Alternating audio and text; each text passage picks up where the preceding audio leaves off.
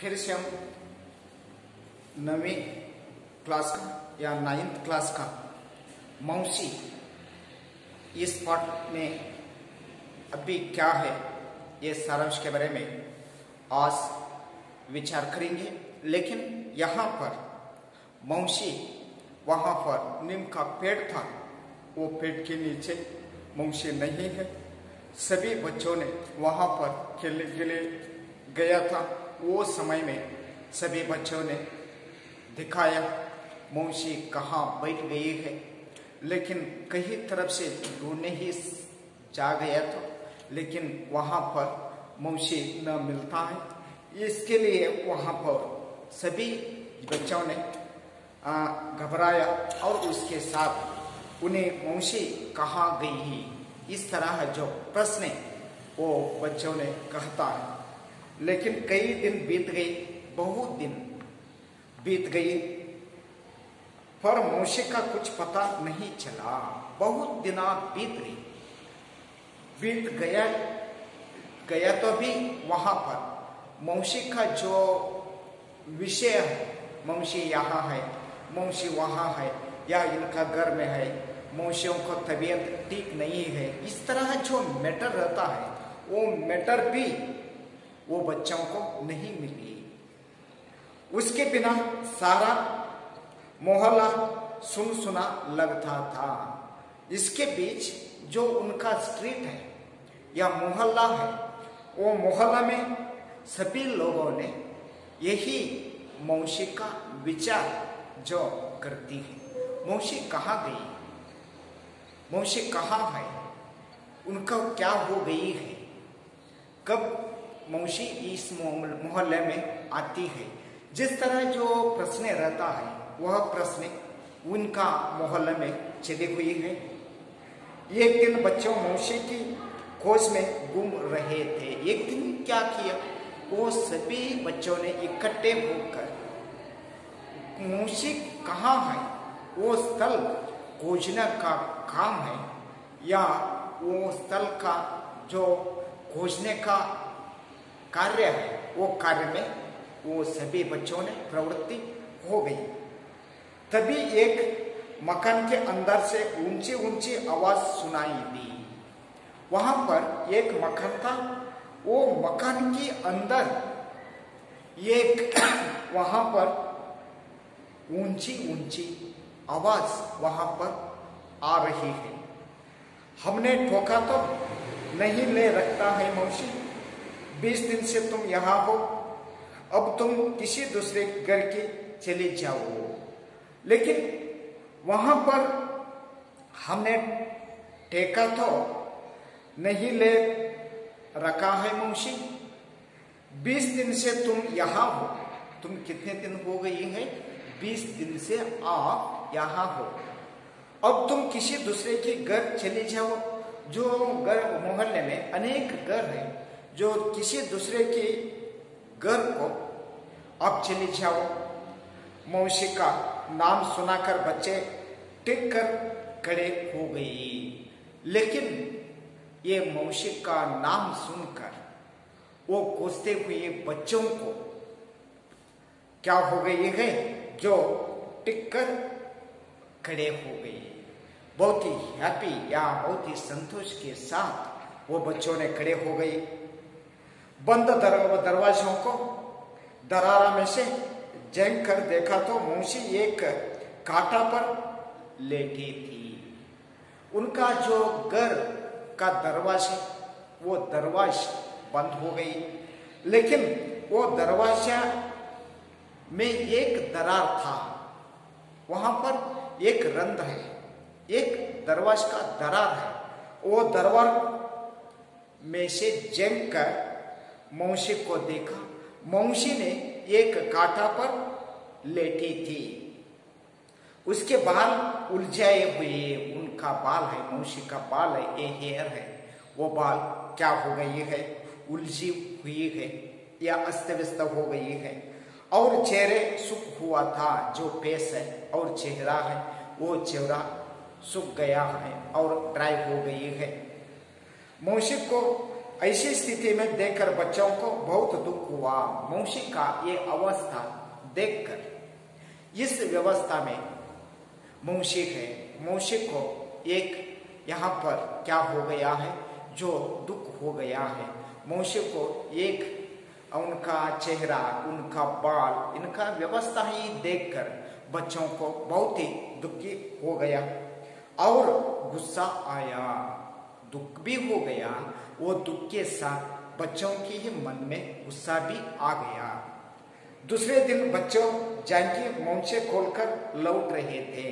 दूसरे दिन सभी बच्चों ने या मोहल्ले का सभी बच्चों ने इकट्ठे होकर वहां पर जानकी मौज खेलकर लटे रहे थे।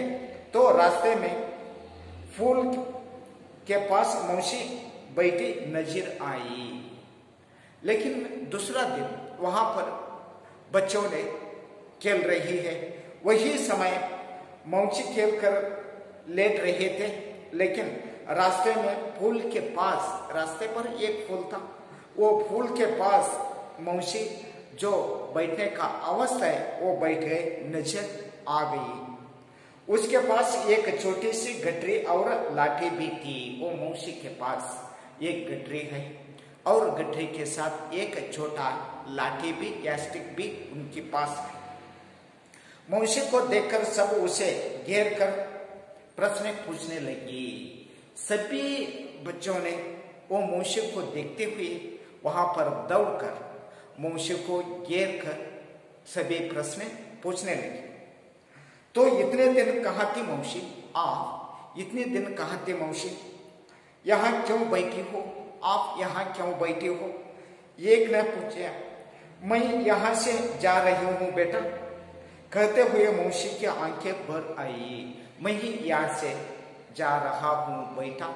जिस तरह कहने के साथ मौसी का आंख से पानी बाहर आई या रो रही है। तू तो बीमारी भी थी मौसी, तबीयत कैसी है। यहाँ पर बलदेव ने पूछा, लेकिन ये इस तरह आपका तबीयत किस तरह है, क्या हो गई है आपको, या रोने के लिए क्या हुआ है, इस तरह जो बलदेव ने पूछा। लेकिन बेटा मैं ठीक हो गई हूँ, लेकिन मैं ठीक हो गई हूँ, अपना गांव जा रहा हूँ। जो अपना गांव है वो गांव को मैं जा रहा हूँ। हम तुझे कहीं नहीं जाने देंगे मौसी। आपको दूसरा गांव है आपका, जो वो गांव को नहीं जाने के लिए दूंगा मैं। जिस तरह बलदेव ने कहा, सब ने एक स्वर में कहा। मौसी की आंखें में आंसू झलक उठी। सब मिलकर एक ही स्वर में, आपको मैं नहीं छोड़ दूंगा, जिस तरह कहने का आवाज है वो आवाज सुनकर मौसी की आंख में आंसू का जो झलक है वो झलक उठी। लेकिन दुकान में, वहां पर दुकान के सामने एक घाट पीछे थी। दुकान के सामने एक घाट का पीछे 2-3 लड़के भागकर कांटा उठा ले आए।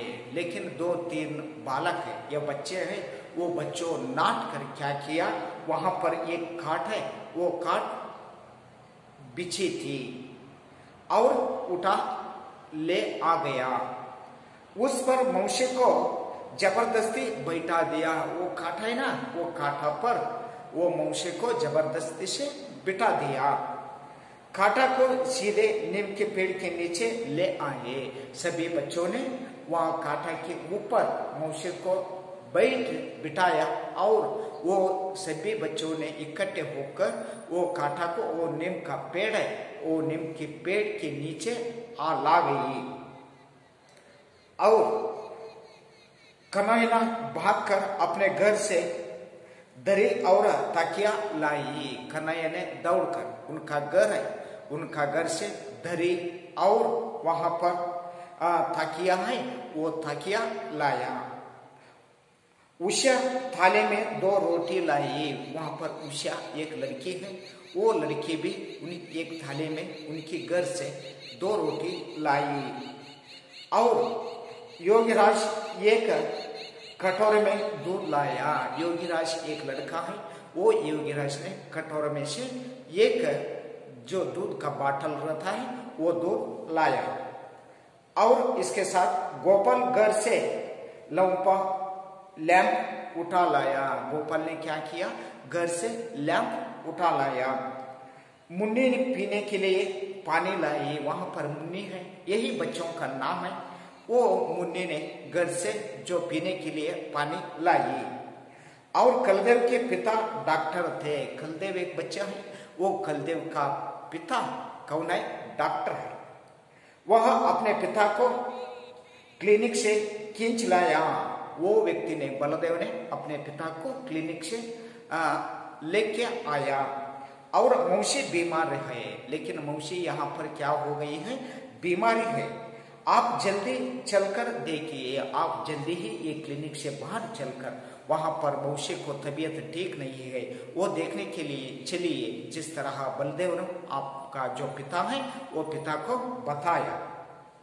लेकिन बच्चों सोचने लगे कि मौसी को यहाँ ठहराया जाए। लेकिन बच्चों जो सोचने लगा कि मौसी को कहाँ ठहराया गया, इस तरह सभी बच्चों ने विचार करते रही है।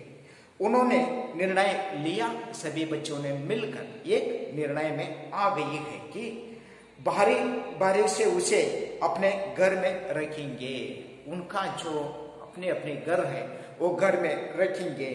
बाद में उन्होंने हेडमास्टर जी से विनती की मौसी को स्कूल में काम दिया जाए।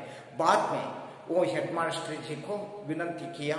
विनती करने के बाद आपका जो स्कूल है वो स्कूल में ये काम करने के लिए मौसी को दे दियो। जिस तरह वो सभी बच्चों ने हेडमास्टर के सामने, जो एचएम के सामने विनती किया। हेडमास्टर जी ने मान लिया और मौसी को रहने के लिए स्कूल में एक कोठरी भी दे दी। लेकिन वहां पर हेडमास्टर जी उनका बात मानकर एक काम दे दिया और स्कूल में रहने के लिए ये कोठरी या रूम भी दे दिया। मौसी फिर से स्कूल से आंगन में आने लगी। मौसी फिर से स्कूल से आंगन में आने लगी। बच्चों उसे घेरे रहते और वह उन्हें कहानियां सुनाती। बच्चों ने सभी वो मौसी के जो पास बैठकर कहानियां सुनती है। कभी कभी लाठी ठोकती हुई मोहल्ले का चक्कर काटती। कभी कभी जो लाठी लेकर मौसी ने मोहल्ले में चक्कर लगाती है। सभी घरों की झांकी उनका कुशल क्षेम पूछती। सभी उनका मोहल्ले का घर है, वो घर का जो कुशल की वार्तालाप वो मौसी ने पूछती है। और सांझ डले अपने कोठरी में चली आती और चैन की सांस लेती है। शाम होने के बाद स्वयं ही वो मौसी ने उनका जो कोठरी था वो कोठरी में जाकर बैठती है।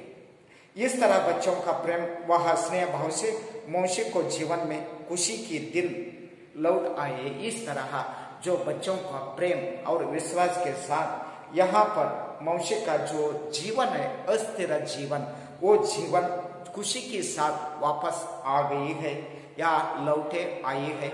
जिस तरह यहाँ पर मौसी यही लेसन है, वही लेसन समाप्त हो गई है। लेकिन बाद में यही मौसी लेसन का जो प्रश्नोत्तर है वो प्रश्नोत्तर आप जरूर ही लिखना ही चाहिए।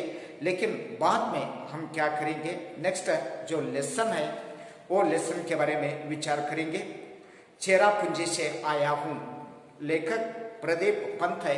ये चेरापूंजी से आया हूँ, इस पाठ का जो सारांश क्या है वो सारांश के बारे में नेक्स्ट वीडियो के साथ हम विचार करेंगे। तब तक के लिए सभी छात्रों को धन्यवाद।